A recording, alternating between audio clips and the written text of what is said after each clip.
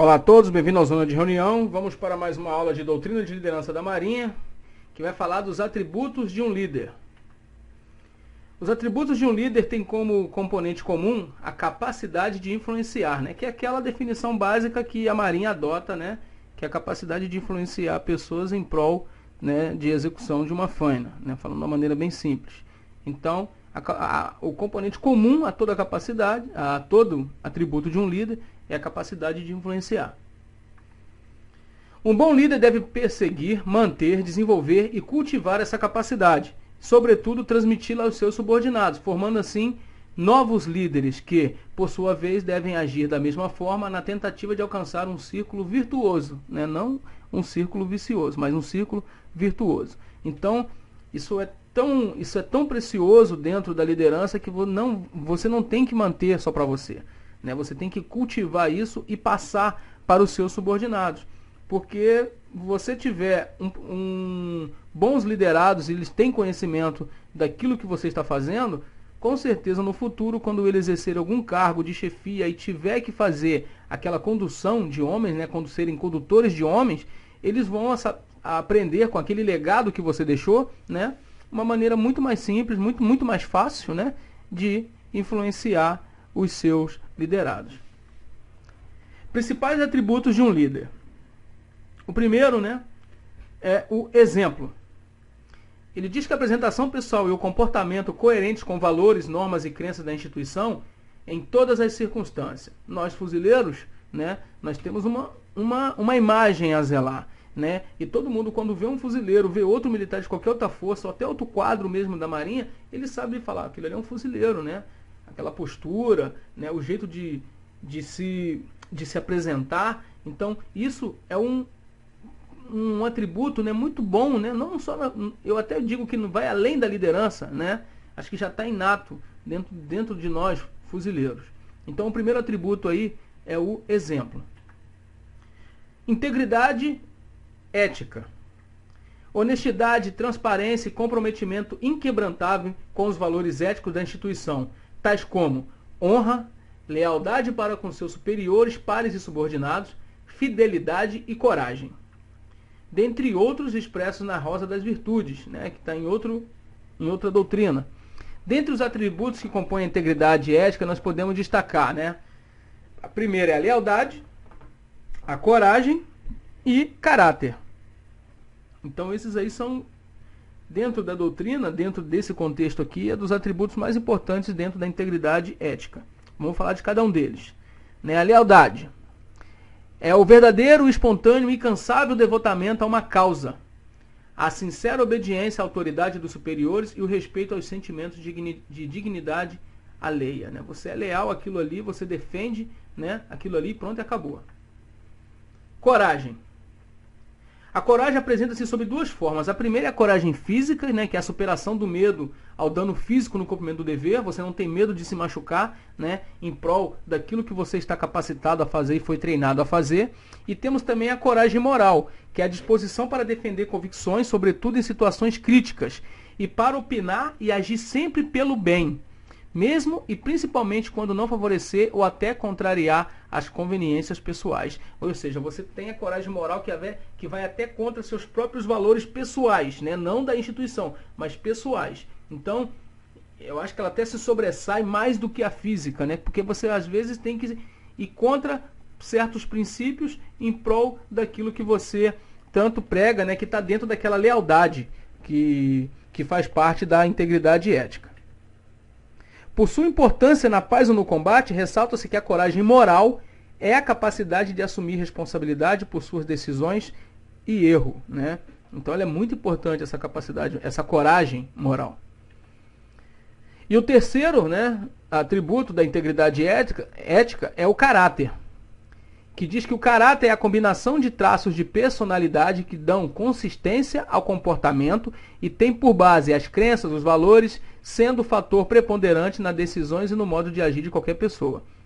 Então tudo aquilo que você vai tendo no decorrer da tua vida, você vai somando, como diz ali, bases de crença, valores, formam o caráter da pessoa. Então se a pessoa não tiver na base dela valor, ética, não tiver uma crença, dificilmente o caráter vai ter digamos assim, um cheiro agradável, né? No decorrer da tua vida. Então nós temos aqui, retornando, só para massificar, nós temos a lealdade, coragem e caráter, que são os atributos importantes da integridade ética. Voltando lá, merecem destaque como traços essenciais do caráter a honestidade e a integridade, né? Ou seja, com isso, o cheiro é totalmente agradável para o caráter de uma pessoa. Honestidade e integridade. Humildade é ter consciência de que o líder não pode saber tudo sobre determinado assunto, que pode estar equivocado em seu julgamento ou sua posição, e que os mais modernos ou mais antigos, com suas experiências, podem saber mais e ajudá-lo no cumprimento da missão, né? O cara, ele não é conhecedor de tudo, não existe ninguém no mundo que é conhecedor absoluto de determinado assunto. Sempre vai ter alguém que vai saber mais do que você. E o líder, ele tem que ser humilde para reconhecer isso, né? Competência profissional. Competências representam combinações sinérgicas de conhecimentos, habilidades e atitudes expressas pelo desempenho profissional dentro de um determinado contexto organizacional. O militar deve sempre aprimorar seus conhecimentos e habilidades e, por meio de uma atitude positiva e compatível com seu grau hierárquico, conseguir resultados eficazes para a instituição. O militar, ele não pode parar no tempo, né? Ele aprendeu, digamos, a fazer uma determinada tarefa, né, dentro da sua competência. Ele acha que aquilo ali está bom, tirei os 5, acabou. Não. Um militar, ainda mais com esse parâmetro de liderança, ele está sempre que está se aprimorando, né? Nós temos outros exemplos que o CFN ele faz muito, que está acontecendo muito, até menos do que quando eu entrei, né? Não tinha essa oportunidade, vamos dizer assim, né? De tanto os praças, cabos e soldados estarem fazendo um intercâmbio em outros países. Então a gente vê que realmente, né, sem demagogia, falando agora sério, né? Não que eu não esteja falando sério anteriormente, mas isso a gente vê resultado nos dias de hoje, né? Essa preocupação com aprimoramento profissional, né, e essa competência que nós fuzileiros temos dentro da imagem da América Latina, né, e já está passando para o mundo, isso é devido à nossa competência profissional, que ela demorou para aperfeiçoar dentro da minha visão, claro, né? Não estou dizendo, isso não é uma verdade absoluta, isso é um valor de juízo meu, né?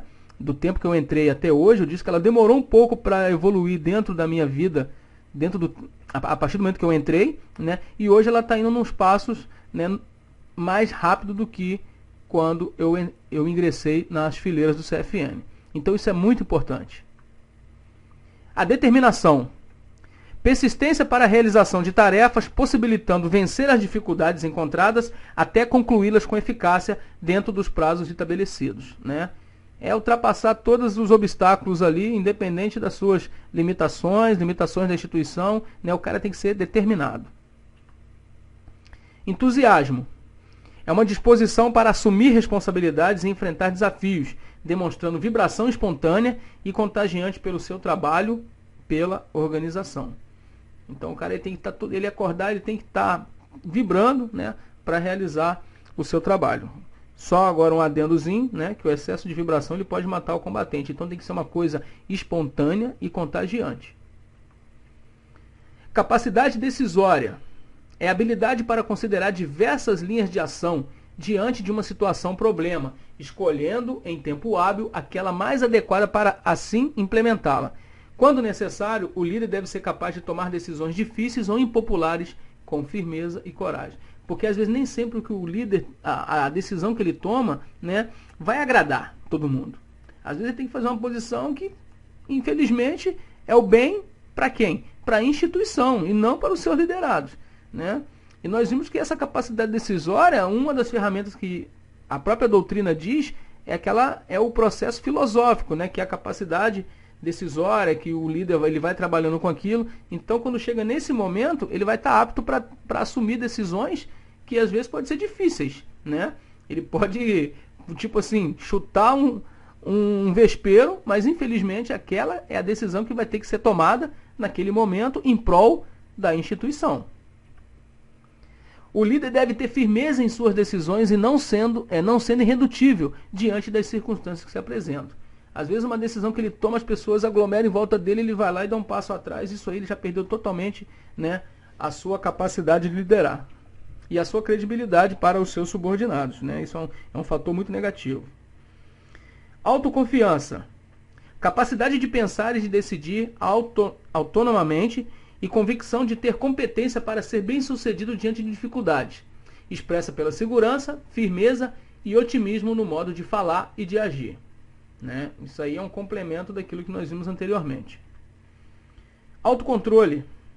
Estabilidade de humor e capacidade de atuar eficazmente mesmo sob pressão. Né? O cara tá pegando tudo, ele tá lá, cabeça de gelo, pressão 12/8, né? E ele tem que estar com a mente fria porque ele é o líder, ele tem que guiar. Porque se ele cair, se ele for o primeiro a cair, cai todo o restante dos seus liderados. Flexibilidade. Maleabilidade de ideias e habilidade para integrar informações novas, mesmo que divergentes em relação às crenças e planejamentos prévios, desde que agreguem valor. Capacidade de adaptação à mudança, né? O cara não é aquele líder engessado. Habilidade para atuar corretamente de modo diverso em diferentes situações. Altruísmo, isso é muito importante, altruísmo. Capacidade de se colocar no lugar dos liderados, compreendendo-os, demonstrando interesse genuíno por suas necessidades, né? Nada falso. Preocupando-se e provendo o desenvolvimento e bem-estar pessoal e profissional destes, né? Chega até uma definição de altruísmo que o cara ele se nega para ajudar o próximo, né? Ele não está preocupado com o bem-estar dele em si, do próximo. Então, altruísmo é uma coisa muito legal. Respeito. O líder deve ter respeito pela dignidade humana, que é inerente a todo indivíduo. O líder que respeita seu subordinado é educado ao dirigir-lhe a palavra. É imparcial em seus julgamentos, seus elogios e suas críticas. Age com tato e demonstra consideração com cada um de seus comandados. Então o cara, às vezes, ele tem um certo problema com determinada pessoa. Ele, mesmo assim, ele, como líder, ele tem que saber que aquela pessoa ali merece todo respeito que lhe é devido, né? Ele tem que ser imparcial em relação a isso. Capacidade de relacionamento interpessoal. Habilidade para lidar com pessoas, sejam superiores, pares ou subordinados. Contato, respeito e consideração individualizada. Eu acho até um complemento do anterior, né? O líder que não sabe lidar com pessoas, ele não é um líder, né? Ele está ali porque ele tem que estar. Capacidade de exercer papel de mentor, cultivando habilidades alheias, fornecendo feedback construtivo e reconhecimento oportuno. É que eu falei. O cara, há uma comunicação, se houve uma comunicação do teu lado, automaticamente você tem que passar o feedback, ou seja, uma realimentação daquilo que lhe foi passado, né? Isso que a gente entende como feedback. Os líderes que trabalham bem em grupo produzem uma atmosfera de solidariedade amistosa e constituem, eles mesmos, modelos de respeito, prestimosidade e cooperação, né? No caso, ele é o exemplo. Inspiram-se nos demais um compromisso ativo e entusiástico com o esforço coletivo e promovem a fidelidade e a identificação, né? O mais moderno, então, o liderado, ele olha para aquele líder e fala assim, poxa, eu quero ser esse cara, né? Isso aí é até um complemento, né, daquele outro atributo que é o exemplo. Comunicação. Habilidade verbal para persuadir e inspirar os liderados, fomentando um sentimento de um sentido, melhor dizendo, de objetivo que vá além das tarefas cotidianas, tornando o trabalho mais estimulante, de forma a conquistar a adesão voluntária dos subordinados. Clareza, objetividade e propriedade de linguagem na expressão oral e escrita. Preocupação com a disseminação pronta e eficaz de ordens e notícias, de forma a prevenir mal-entendidos, rumores e boatos nocivos ao moral do grupo.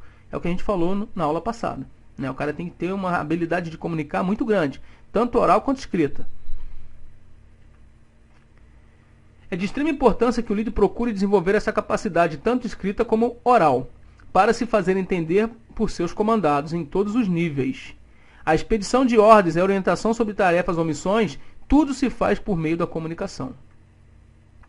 Nunca é demais lembrar que, não raras vezes, ordens são mal executadas, não por deficiência de quem as cumpriu, mas por falta de clareza de quem as deu. Isso aí é uma verdade, né? Às vezes o cara dá aquela ordem que flutua na cabeça do cara. O cara vai juntando aquelas palavras ali, quando vê, não é nada disso que o cara queria, perdeu-se tempo, deixou de cumprir a determinada ordem num determinado prazo e aí já gera problema. Então a comunicação, não só para o mundo, né? Ela é muito importante. A pessoa que sabe se comunicar, ela se sobressai, acho que, vou dizer assim, 100%, né, daquilo que ele faz. Ele consegue sobressair, né? Iniciativa. A iniciativa em um plano mais elevado é a faculdade de deliberar acertadamente em circunstâncias imprevistas ou na ausência dos superiores, agindo sob responsabilidade própria, mas dentro da doutrina, a bem do serviço. Para assim fazer, é preciso ter capacidade profissional, confiança em si e acertar bem orientado. Ou seja, a iniciativa não é o cara bem intencionado. O cara tem que ter tanto conhecimento daquilo que ele está fazendo, né, como diz, responsabilidade própria e dentro da doutrina. Então, com isso, ele vai se superar, né, positivamente. Porque aquilo, eu queria fazer assim, porque eu tive boa vontade. Boa vontade e iniciativa são coisas totalmente distintas. Senso de justiça. Capacidade de julgar imparcial e respeitosamente, com base de dados objetivos, de acordo com o mérito e o desempenho de cada um, não se deixando influenciar por sentimentos pessoais, estereótipos ou preconceitos, né? O cara tem que ser totalmente imparcial, né, na hora do seu julgamento ali, no seu senso crítico. Com isso nós terminamos essa aula e até a próxima.